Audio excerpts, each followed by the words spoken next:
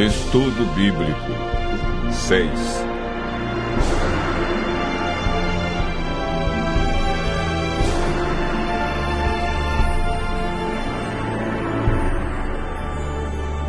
Sinais da vinda de Cristo.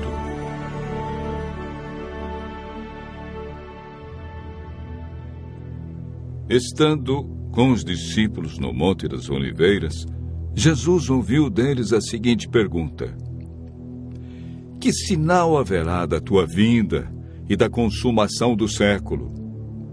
O mestre, então, enumerou vários sinais indicadores do seu retorno à terra. Alguns sinais destes apresentados tiveram cumprimento inicialmente em Jerusalém e serviram como maquete ilustrativa dos acontecimentos do fim. Outros sinais, porém, estão se cumprindo agora, em nossos dias. Todos os dias lemos e ouvimos nos jornais, rádio e televisão inúmeros acontecimentos. São várias as tragédias: terremotos, chacinas, roubo, enganos, crianças abandonadas, doenças, fome, guerras. O que diz a Bíblia sobre esses acontecimentos?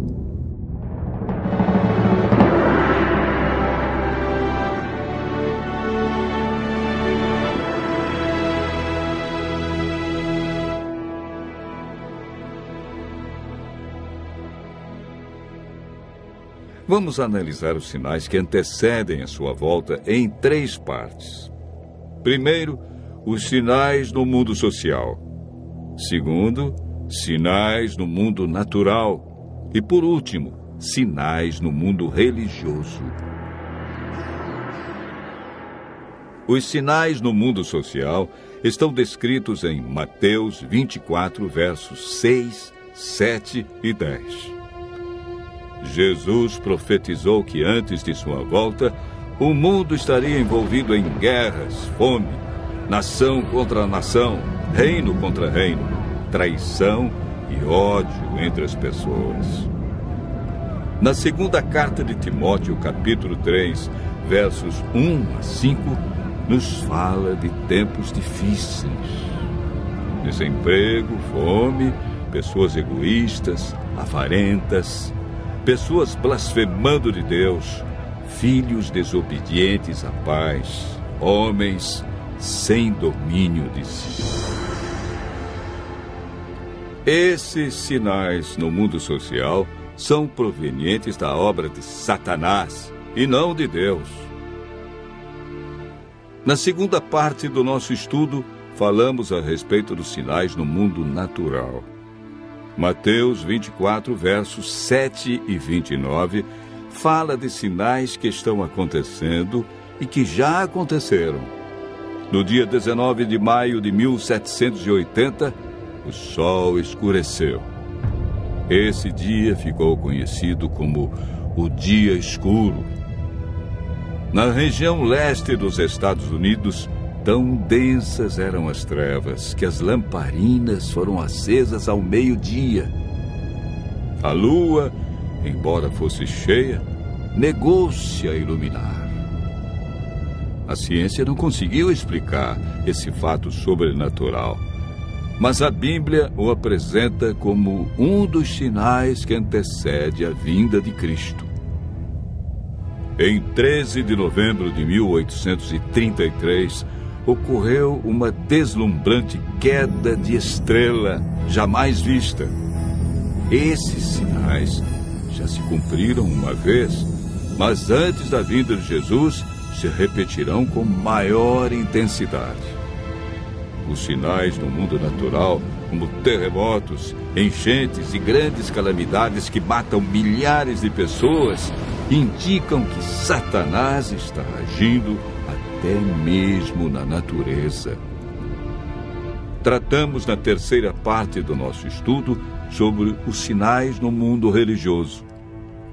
Mateus 24, versos 4 e 5, fala sobre o engano religioso que haverá no tempo do fim.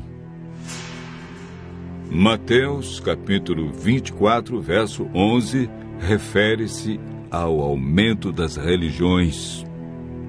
Somente no Brasil existem mais de 1.500 religiões cristãs. No mundo, são mais de 35 mil religiões cristãs. Jesus afirmou também que antes de sua vinda, os falsos cristos e falsos profetas operariam sinais e prodígios. Mas o que fazer diante de tantas religiões? O conselho de Jesus é claro. Ele diz: acautelai-vos para que ninguém vos engane, porque muitos virão em meu nome e enganarão a muitos. Segundo Pedro 2, versos 1 a 3, fala da atitude de líderes religiosos que são movidos pela ambição e acabam usando a religião, a Bíblia, milagres e o nome de Deus para explorar as pessoas que os procuram em busca de curas, sinais e prodígios. Outro sinal no mundo religioso é encontrado em Mateus 24, verso 14. Apresenta o sinal de Deus, que indica que o fim realmente chegou.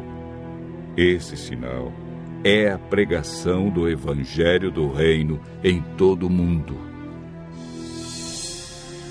O apóstolo Paulo nos fala em Gálatas, capítulo 1, verso 6, de um outro evangelho que parece ser bíblico, mas não é. Esse evangelho é o falso evangelho de Satanás, pois este sabe que pouco tempo lhe resta e está empenhado em difundir os seus terríveis enganos. O que devemos fazer para não sermos enganados diante de tantas religiões? Em 1 João, capítulo 4, verso 1, encontramos a resposta. A Bíblia nos orienta a provar se os espíritos provêm de Deus ou não, ou seja, comparar. Aquele que quiser fazer a vontade de Deus deve comparar a doutrina da Bíblia com aquilo que outros ensinam.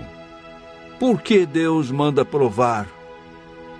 De acordo com Mateus 7, verso 15, o engano vem parecendo verdade. Vimos que os sinais preditos por Cristo estão todos se cumprindo, indicando que em breve todo o mal do universo terá seu fim. O que está faltando para Jesus voltar? Primeiro motivo: o evangelho verdadeiro precisa ser levado a todo mundo. Segundo, Jesus está a cada dia dando mais oportunidades.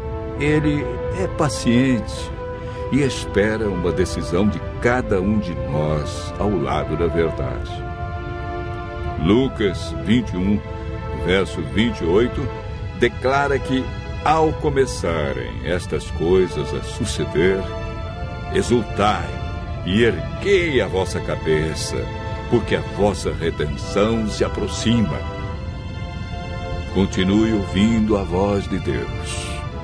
Em breve, vamos contemplar Jesus vindo sobre as nuvens do céu com poder e grande glória.